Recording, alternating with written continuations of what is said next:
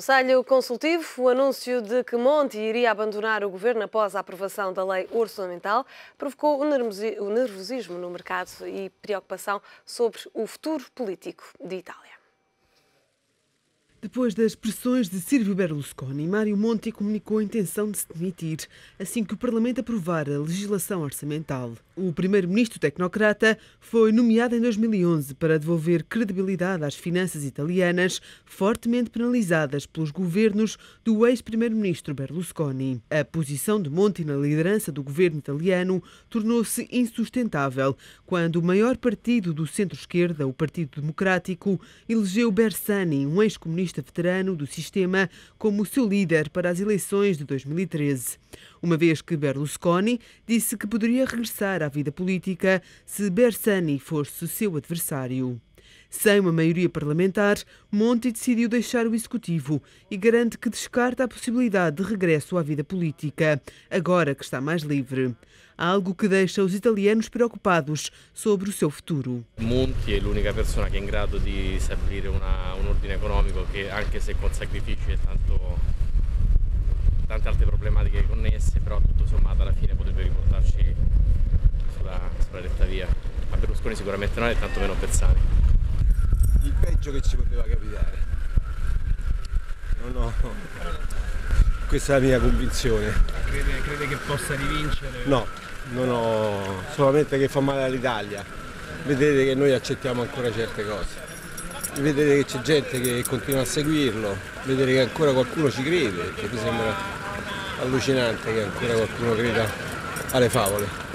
As bolsas europeias caíram logo após o anúncio de Mário Monti, uma decisão que deve aumentar o risco em Itália e, por contágio, Espanha.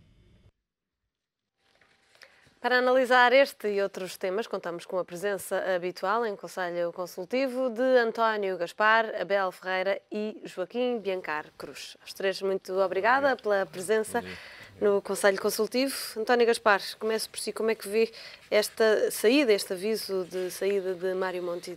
Olá, Catarina, bom dia. Bom, eu penso que é inevitável, a partir do momento em que o partido do Silvio Berlusconi retirou o apoio parlamentar, seria difícil ele tomar uma decisão que não é essa. No entanto, relativamente à peça que foi apresentada, eu ontem reparei que havia notícias, informações um pouco contraditórias, ou seja, haviam estas notícias que deram, que ele não se candidataria mais, digamos, à vida política ativa, mas havia outra fonte da Comissão Europeia que dizia que sim, que ele estava determinado nas próximas eleições italianas, digamos, a posicionar-se de novo para vir a assumir de uma forma já, digamos, legitimamente eleito, que não foi o caso agora, não é? Foi escolhido, foi um governo de iniciativa presidencial, mas de uma forma legítima em termos de eleição, legitimado nas urnas, vir a assumir a posição que está agora. Ora bem, eu penso que Silvio Berlusconi não pode, para apenas os italianos, voltar outra vez à cena política ativa, quer dizer, portanto, como dizia ali um italiano na peça, era o pior que podia acontecer em Itália, e ele até se admira, e nós admiramos como é que ainda há seguidores, como é que ainda há italianos que seguem, digamos, o Silvio Berlusconi, que vão votar nele, não é?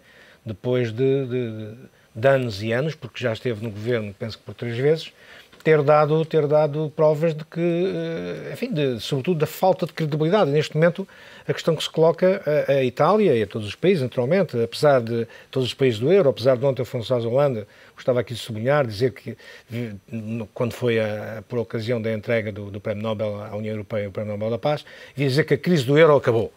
Bom, nós temos várias leituras sobre isso, não é?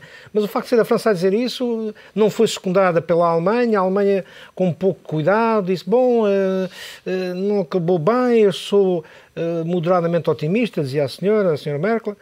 Mas, quer dizer, essa credibilidade que se está a tentar construir, e que ontem essas palavras do Hollande foram claramente nesse sentido, com a Itália de regresso ao passado, digamos, era faltar outra vez a credibilidade que Mário Monti já construiu neste pouco tempo que teve de governação, já construiu para a Itália. Portanto, eu não vejo, de facto, alternativas, a menos que haja outra pessoa, digamos, na cena política italiana e que não seja, enfim, conhecida, pelo menos, digamos, das grandes massas, que tenha um perfil e que tenha digamos, uma vontade férrea de facto, em transformar a Itália naquilo que a Itália deve ser transformada, ou seja, um dos países mais industrializados do mundo, que tem uma dívida, digamos, uma dívida pública como tem, os problemas que tem, mas transformá-lo, digamos, num caminho do progresso, num caminho do desenvolvimento. Com o Silvio Berlusconi, claramente não, mas ainda estou convencido, e por aqueles vossos que diziam ontem na União Europeia, que o Mário Monti ainda vem aparecer à frente de um partido qualquer, no partido, digamos, da família política a que ele pertence, e que irá, sozinho não, porque em Itália é muito difícil ganhar as eleições, um partido sozinho, com maioria absoluta, mas coligado com um partido que fique familiarmente próximo e venha a tomar os destinos da Itália, porque não nos podemos esquecer de uma coisa, a Itália hoje, e sempre foi, não é? Um dos grandes países europeus, um dos países mais industrializados, portanto, de toda a Europa, e uma Itália fraca, naturalmente, que enfraquece a Europa e enfraquece o euro, e não é isso que se quer neste momento. Abel, como é que vê, com alguma preocupação, é a Europa também que está aqui enfraquecida com esta crise política em Itália? Bom dia. É a Europa que está enfraquecida, principalmente numa altura em que a Europa estava finalmente, e talvez pela primeira vez nos últimos 2 anos, a conseguir traçar um caminho. Começando por Itália, eu por coincidência estive em Itália há pouco mais de uma semana numa conferência sobre o futuro dos mercados de capitais na Europa e tive a oportunidade de conversar longamente com vários atores do sistema financeiro, do sistema empresarial italiano, e inclusivamente com o Ministro da Economia e das Finanças italiano. E vim embora, já se antecipava um bocadinho esta situação, mas vim embora com a nítida convicção de que eles tudo farão para obrigar Monti a candidatar-se nas eleições. E têm eles a convicção, eu aí acompanho mais à distância porque não tenho dados, mas têm eles a convicção que Berlusconi será preso antes das eleições e que, portanto, aquilo que na altura se achava que viria a acontecer e que, entretanto, aconteceu, basicamente é uma jogada de antecipação de Berlusconi, que sente que a mão pesada da justiça vai finalmente cair-lhe em cima e, portanto, há aqui uma fuga para a frente, no sentido de procurar alguma popularidade que depois possa inverter essa situação judicial.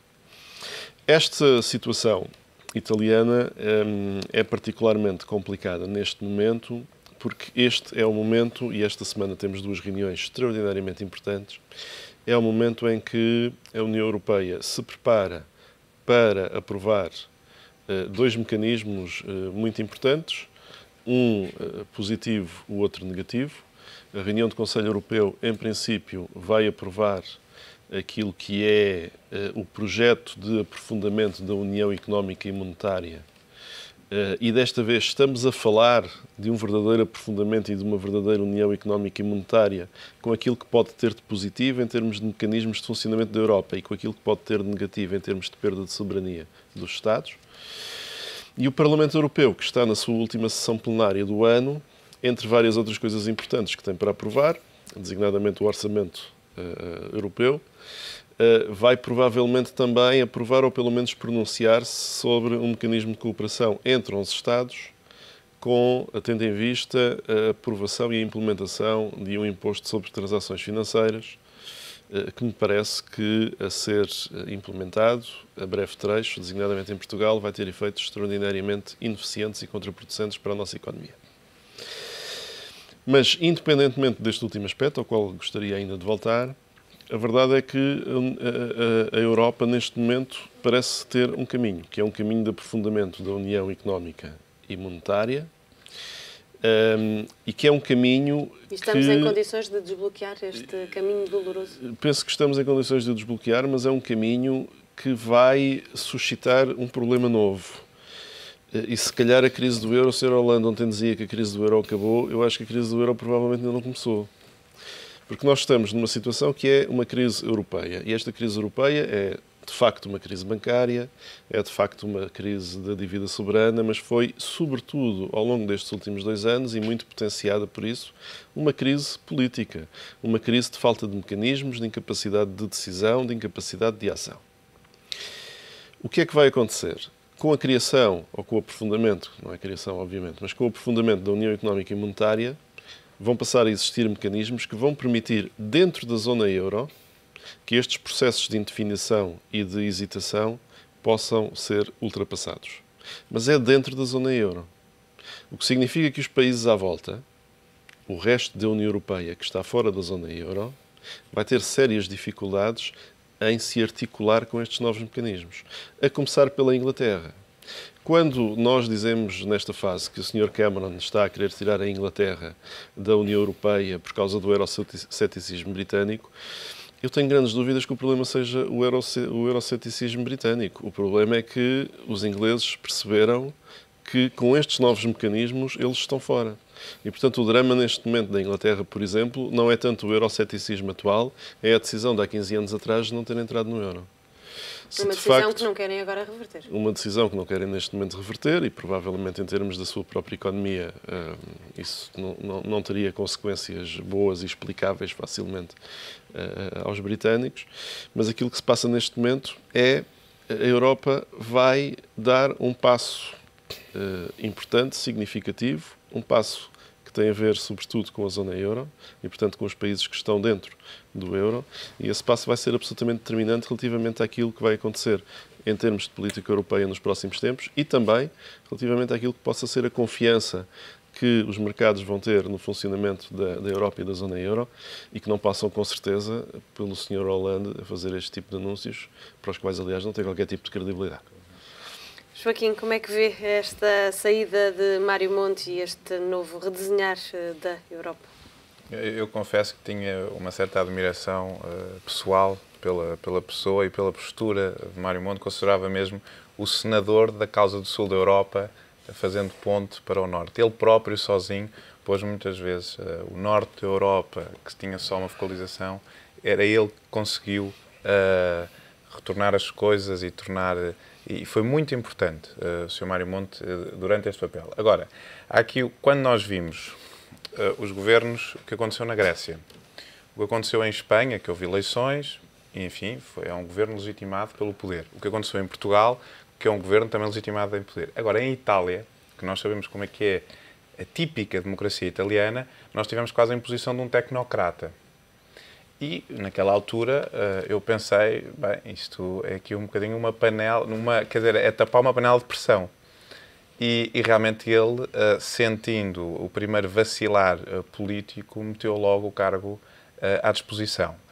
Mas eu não sei se também há aqui uma jogada política. E é aí que os comentadores políticos italianos, e não só europeus, consideram porque ele teve muito boa imagem em Itália.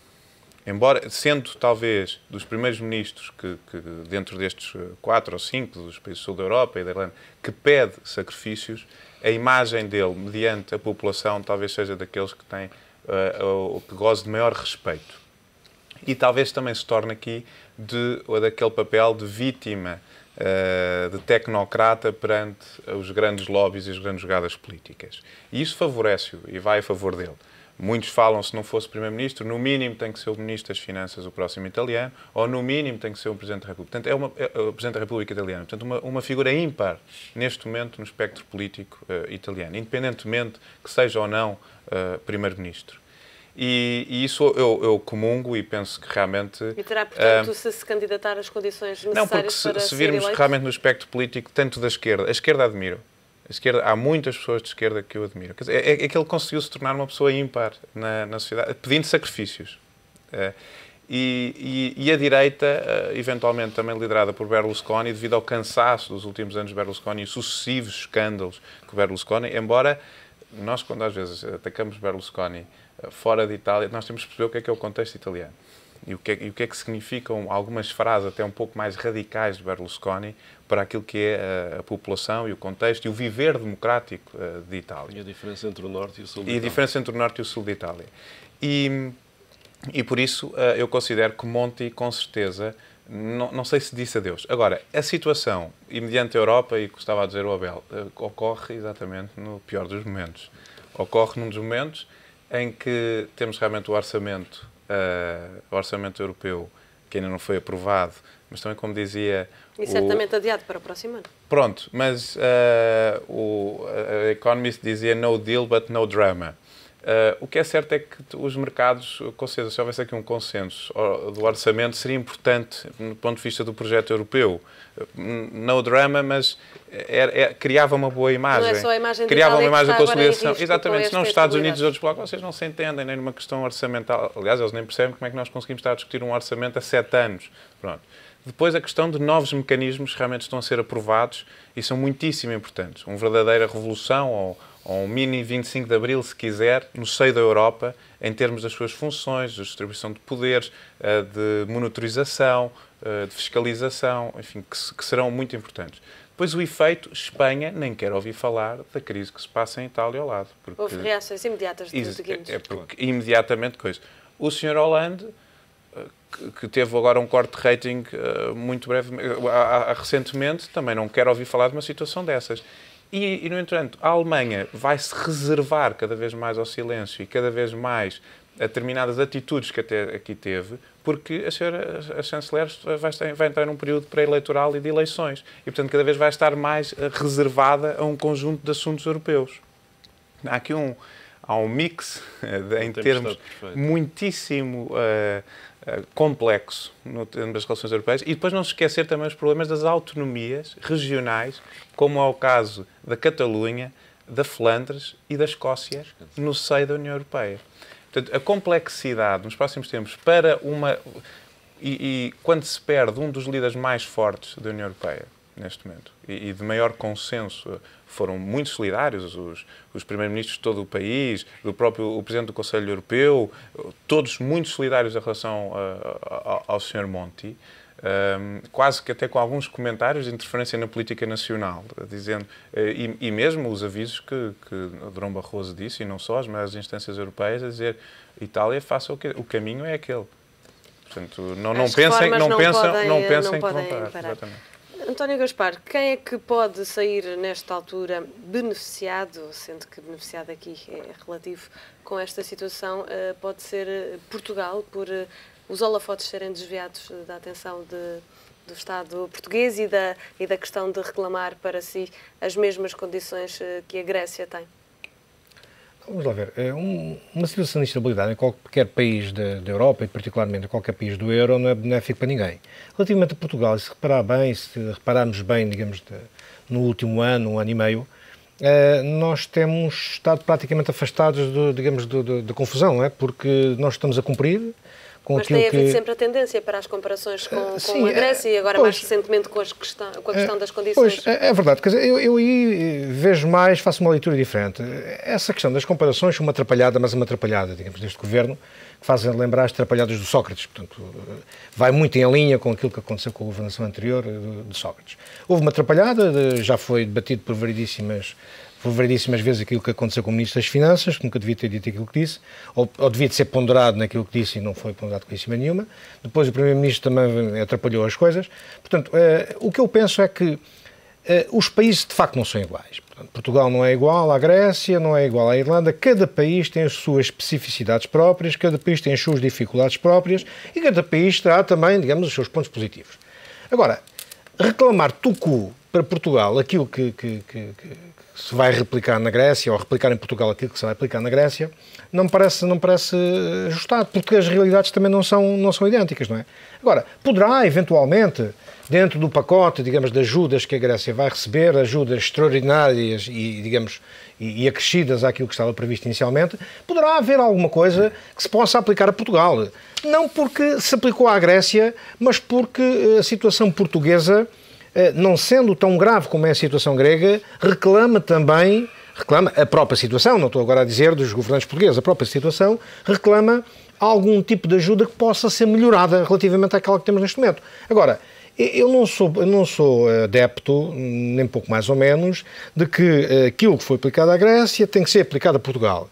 Não, porque isso de facto vai enfraquecer a posição daqueles que defendem que Portugal não é igual à Grécia. Portanto, então, se nós não somos iguais, porque é que reclamamos para nós as mesmas medidas que um país que está numa situação à beira do abismo, nós já lá tivemos, se calhar, hoje estamos um bocadinho recuados, mas não estamos muito longe, mas estamos mais longe do que a Grécia desse mesmo abismo. Portanto, não justifica, a meu ver, quer em termos políticos, quer em termos de facto, portanto, em termos financeiros, em termos, digamos, da economia do país, isso não justifica. Agora, eu percebo que, sobretudo, os partidos... Mas se são instituições das quais Portugal faz parte, não faria sentido que Portugal beneficiasse essa ajuda que Portugal recebe dessas instituições e Portugal faz parte delas, não faria sentido que Portugal pudesse ter melhores condições de... Pois, é isso que eu estava a dizer, quer dizer... Eventualmente, nesse pacote de ajudas que vão para a Grécia, poderão haver algumas muito específicas, muito escolhidas a pinça, que se poderão aplicar a Portugal. Eu aqui gostaria de ver aplicadas a Portugal, de facto, ajudas que contribuíssem de uma forma decisiva para o crescimento e para o emprego. Sim, essas ajudas seriam bem recebidas e Portugal precisa desse tipo de ajudas. Crescimento e emprego. Agora, se vamos reduzir um 0, qualquer coisa por cento nos financiamentos, se vamos reduzir um 0, qualquer coisa por cento nas comissões, se vamos alargar o prazo para mais não sei quantos anos, 10 anos, 12 anos, 15 anos, quer dizer, eu penso que esse tipo de situações não seria benéfico para Portugal. Agora, tudo aquilo que tenha a ver com o crescimento e com a geração de emprego, eu penso que sim, penso que Portugal se devia posicionar. A própria União Europeia deve estar interessada que os seus Estados-membros estejam numa situação, digamos, de pujança e não numa situação débil e frágil como estão neste momento alguns Estados-membros, porque estando alguns Estados-membros, particularmente aqueles que estão no euro, numa situação débil, naturalmente que poderão afetar e deverão afetar todo o contexto europeu. E isso é uma situação que de todo a Comissão Europeia, o Parlamento, portanto, todas as instâncias comunitárias não querem. Agora, o meu sublinhado vai de facto que Portugal não é igual à Grécia. Se não é igual à Grécia, a meu ver, não pode reclamar exatamente o mesmo tipo de ajudas que a Grécia vai receber por estes anos agora mais próximos. Abel, mas os holofotes de Portugal nestas próximas reuniões, os holofotes sobre Portugal vão estar afastados, uma vez que nesta altura só se fala da Itália. Sim, mas... não é benéfico nesse aspecto? Pelo menos não acha que alivia a pressão sobre o governo português? Eu consideraria que não vem daí grande impacto só por si.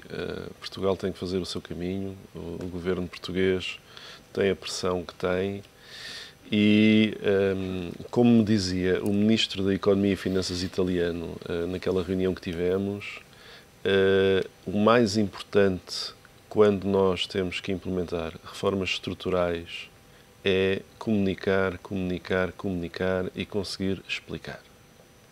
E, portanto, a pressão sobre o governo português nesta altura tem que ser cada vez mais a de conseguir explicar aquilo que está a fazer. Porque se há coisas que estão a ser feitas e que estão a ser bem feitas, e temos todos que admitir que há coisas que estão a ser bem feitas, essas coisas, que são designadamente reformas estruturais, vão demorar tempo a ter efeitos. E, portanto, é absolutamente necessário que haja capacidade de explicar e de explicar bem, de forma que as pessoas consigam perceber, sem avanços e recuos, aquilo que, de facto, está a ser feito. Melhorar é sempre bom. Se nós conseguirmos melhorar, se nós conseguirmos ter melhores condições para o nosso empréstimo, isso é positivo. Ter melhores condições significa perceber quais são as condições e quais são as consequências dessas condições. E, portanto, não podemos dizer que uma determinada concessão significa uma melhoria se não percebermos exatamente quais é que vão ser as consequências no médio e no longo prazo. Pode parecer uma melhoria num determinado momento e depois revelar-se algo que nos vai ser prejudicial em termos da nossa relação com os mercados. Melhorar é bom, não piorar é ótimo. E não piorar significa, neste momento, designadamente, não introduzir em Portugal um imposto sobre transações financeiras que já foi experimentado. Por exemplo, na Suécia, fez com que 80% das transações financeiras na Suécia tivessem passado para Londres. Fez com que a arrecadação de receita fiscal esperada pelos suecos relativamente a esse imposto fosse 40 vezes inferior àquilo que eles tinham previsto inicialmente e que a arrecadação fiscal global tivesse caído, na altura, no final dos anos 90, por ineficiência e por efeito e impacto negativo na sua economia. Todos os estudos realizados, incluindo os da Comissão Europeia, mostram que a introdução do imposto levará a uma redução do PIB onde ele for implementado. E, portanto, temos que tentar melhorar todos os dias, mas temos também que evitar seguir caminhos que estão estudados e que mostram que vão ser contraproducentes ineficientes e que vão ser prejudiciais à nossa economia. Joaquim, tem apenas 1 minuto para fazer um comentário final. Não, eu relativamente... Eu considero que esta questão italiana poderá ter algum reflexo na situação do país. Nomeadamente logo nos mercados e, portanto, acerca das subidas de taxas de juros nos mercados secundários. Portanto, não vamos estar, eventualmente, tão isolados quanto a essa situação, mesmo que seja pequena. Mas a pequena situação, a pequena variação de uma taxa de juros para nós representa muito em termos orçamentais. E agora, é evidente, temos que continuar um caminho atento, um caminho construtivo, em que, com certeza, que os parceiros sociais, com certeza que a oposição é muito importante, e o próprio partidos que apoiam o governo, figuras que sejam críticas para uma melhoria das políticas e pessoas, algumas delas que têm muita experiência nos últimos anos de governação, que sabem o que é que são os efeitos e as políticas que poderão ser mais eficazes. Agora, relativamente a Portugal, ontem eu achei muito interessante o Presidente da Comissão Europeia, e termino com isto, dizer, e refiro na sua intervenção 2 vezes, dizer se calhar é a altura certa para investir em Portugal. E eu acredito nisso, e acredito que se calhar o espaço lusófono, que tanto se falou, o espaço lusófono, a importância do espaço lusófono, repara o que é a importância do espaço lusófono neste momento num contexto de crise. Se calhar não consegue, já há uma solidariedade entre o espaço lusófono de investimento, e não estamos só a falar, às vezes falamos só de Angola e Portugal, Angola, Portugal e Brasil, uma solidariedade em termos económicos, financeiros, muitíssimo importante e que nos tornou mais fortes mediante uma crise tão austera. Joaquim, Abel e António Gaspar, muito obrigada aos 3 pela presença neste Conselho Consultivo. Termina por aqui. Amanhã voltamos com mais um tema para analisar. Até lá.